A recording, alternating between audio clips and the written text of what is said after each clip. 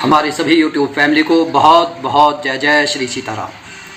आज की वीडियो उन भक्तों के लिए, उन साधकों के लिए है जो अपने किसी कर्म के लिए एक पश्चाताप जिनके मन में है। दरअसल जाने अनजाने हम सभी से कभी ना कभी कुछ ना कुछ पाप हो जाते हैं। चाहे आप जब चल रहे हैं तब पैरों के नीचे चींटियाँ आ रही हैं, जब हम सांस ले रहे हैं तब भी कुछ ना कुछ कीटाणु मर रहे हैं। तो ये जो 26 तारीख का जो समय है, 26 जनवरी को, ये माघ के शुक्ल पक्ष की अष्टमी तिथि जिसे भीष्माष्टमी बोलते हैं। और ये वो समय होता है जब हम भीष्म पितामह को 3 बार तर्पण देते हैं, 1 बार अर्घ्य देते हैं और इससे हमारे 1 साल के पाप नष्ट हो जाते हैं, भस्म हो जाते हैं। लेकिन इसका ये अर्थ नहीं है कि हमें ये लाइसेंस मिल गया है कि एक बार भीष्माष्टमी आएंगी और हम तर्पण कर लेंगे और उसके बाद में फिर पाप करेंगे और अगले साल फिर हम जो हैं पाप कर लेंगे और फिर वहाँ पर जाकर पाप की निवृत्ति हो जाएगी। ऐसा नहीं है। ये उनके लिए है जिनके मन के अंदर पश्चाताप होता है कि भाई जाने अनजाने मेरे से गलती हुई है, जाने अनजाने मेरे से पाप हुआ है। तो उस तरीके से जब हम भीष्म जी को तर्पण करते हैं तो हमारे शास्त्रों में ऐसा विधान है कि इस दिन भीष्म पितामह जी को तर्पण करने वाला पाप से मुक्त हो जाता है। उसके बाद हमें अपना जीवन सादगीपूर्ण और संतुलित रखना चाहिए जिससे हम आगे कोई पाप कर्म ना करें। मैं आगे बताऊंगा कि किस तरीके से आपको तर्पण और अर्घ्य देना है। इस समय तर्पण और अर्घ्य का महत्व इसलिए भी है क्योंकि ना सिर्फ इससे हम अपने पाप कर्म को भस्मीभूत कर देते हैं, बल्कि हमारे जो पितर हैं वो भी तृप्त होते हैं। कई बार प्रश्न ये उठता है कि भाई ये जिनके पिताजी जीवित हैं क्या उनको करना चाहिए? हर किसी को करना चाहिए। यम को तर्पण कर रहे हैं, भीष्म को तर्पण कर रहे हैं, क्योंकि इससे घर परिवार के अंदर सुख और शांति आती है। तर्पण करने का तरीका यह है कि आप अपने दाएं कंधे पर एक अंगोछा रखकर यह विधि करेंगे। तर्पण करने का शुभ समय आप स्नान करने के तुरंत बाद तर्पण कर सकते हैं, लेकिन सूर्योदय के बाद। अगर बाई चांस आप सूर्योदय के बाद तर्पण नहीं कर पाते हैं तो कुतुब काल सबसे बढ़िया रहता है। कुतुब काल 11:40 से 12:20 तक रहता है। इस दौरान आप तर्पण कर सकते हैं। शाम के बाद, सूर्यास्त के बाद तर्पण नहीं किया जाता, वह शुभ फल नहीं देता।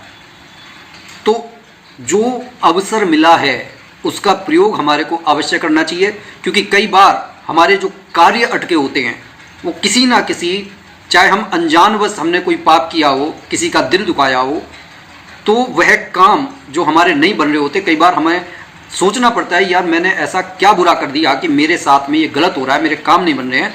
तो वह व्यक्ति अवश्य इस समय का, इस अवसर का लाभ उठाए।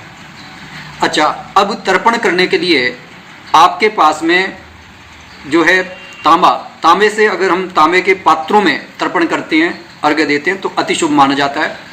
तांबा हुआ, पीतल हुआ, सोना या चांदी। लेकिन स्टेनलेस स्टील या लोहे के बर्तनों में तर्पण नहीं करना चाहिए। अब तर्पण करने की विधि हर बार बताई गई है। आपको करना क्या है कि आपको जल लेना है, उस जल में काले तिल आपको अर्पित करने, उसमें आप जो है तुलसा दल डाल सकते हैं, सफ़ेद चंदन, सफ़ेद पुष्प डाल सकते हैं। इस तरीके से आपका पानी तैयार हो गया। उसके बाद में आपको इस तरीके से जो लोटा लेकर, आपको उल्टे हाथ में लोटा लेकर इस तरीके से सीधे हाथ में आपको तर्पण देना है। पानी लेकर, जो पानी आपने बनाया, इस तरीके से आप थाली के अंदर तर्पण देंगे तो ये जो जगह है ये पितृ स्थान माना गया, यहाँ से पानी आपका निकलना चाहिए। ओम पितृभ्यो नमः। और साथ में आप ये कहें कि भीष्म जी की तृप्ति और अपने पापों के नाश के लिए मैं ये तर्पण कर रहा हूँ, और ये कहते हुए आप ये ओम पितृभ्यो नमः करके इसे छोड़ दें। 3 बार इस तरीके से करें और उसके बाद में चौथी बार आपने जो पानी बनाया उसमें से पानी लीजिए और इस तरीके से पकड़ना है। यहाँ पर आपके अंगूठे नहीं लगने चाहिए, इस तरीके से आप लेंगे, अंगूठे आपके नहीं लगेंगे और आप भीष्म जी की तृप्ति और अपने पापों के नाश के लिए इस तरीके से अर्घ्य दे देंगे। अर्घ्य आपको एक बार जो तर्पण का पानी है, जो एक आपने थाली रख ली है, उसके अंदर आप इस तरीके से कर लेंगे और इस तरीके से ये छोटी सी विधि करके आप जो है पाप से मुक्त हो जाएंगे। आपके सारे 1 साल जो पहले आपने पाप किए हैं वह सभी आपके नष्ट हो जाएंगे।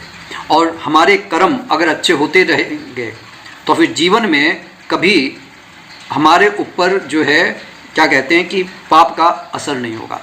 ये बात हमारे को हमेशा ध्यान रखनी चाहिए। तो ये छोटी सी विधि है। 26 तारीख का समय है, माघ माह के शुक्ल पक्ष की अष्टमी तिथि को भीष्माष्टमी का ये अवसर आप खाली हाथ न जाने दें, अवश्य करें।